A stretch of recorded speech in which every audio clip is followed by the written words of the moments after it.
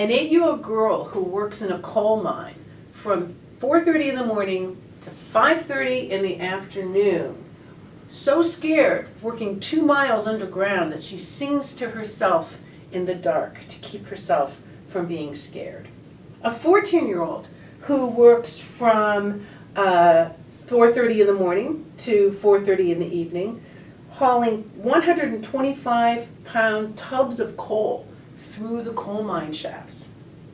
A woman who has 12 children, 7 of whom have survived, and all of her children and this woman also work 14-hour shifts in the coal mines. A Berlin factory where even being 2 minutes late leads to fines and possible dismissal. In the same Berlin factory, the workers can't even talk to each other while they're working, or they too will face fines or dismissal. These are the kinds of documents, the kinds of primary sources we're going to be looking at this week. Because this module, Module 3, it's all about class struggle. The struggle between the middle classes and the working classes.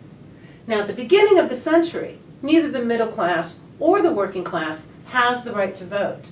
But as you're going to see by the end of this module, almost all men are going to have the right to vote. We're also going to see the workers be so miserable by about 1848 or so that they're going to accept the ideas of Marxist socialism. Now, Marxist socialism, Marx, he believes in this revolution, this pendulum of revolution, but he doesn't think it should go back this way at all. He thinks it should only go this way. In fact, Marx says that the history of the world is the history of class struggle.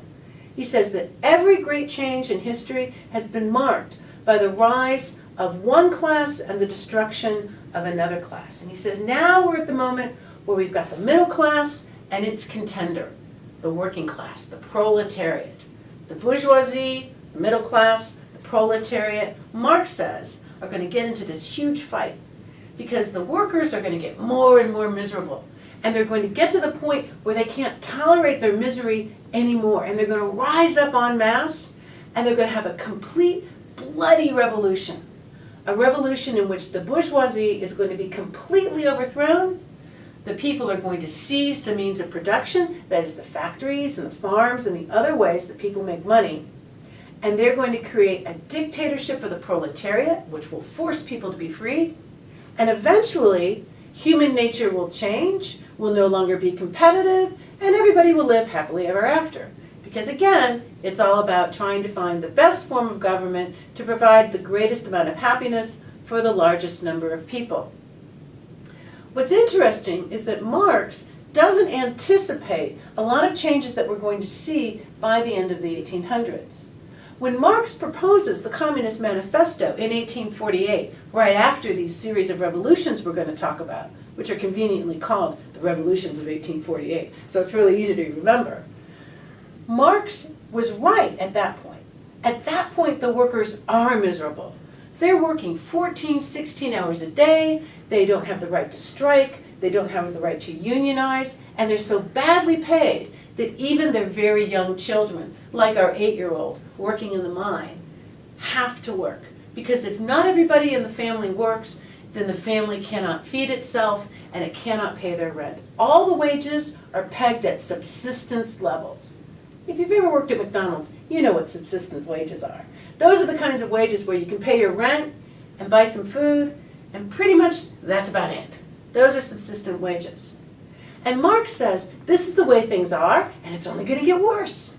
And at that moment, it makes a lot of sense for the workers to say, yes, this is right. I am miserable. Let's rise up and overthrow the middle classes.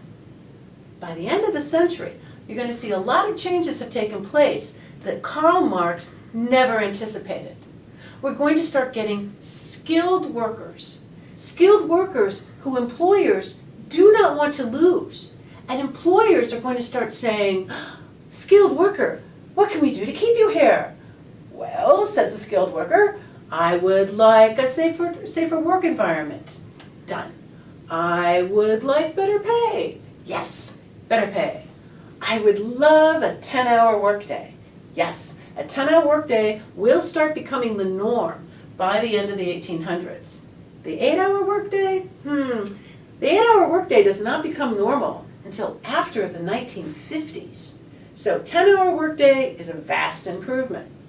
They're going to want things like unemployment benefits, national health care, and in some places like Germany, the workers are actually going to get that as well. Skilled workers by 1890 are going to see their wages increase 30%, and for the first time, there's going to be a group of workers who can not just pay their rent and buy their food. They're going to have surplus income.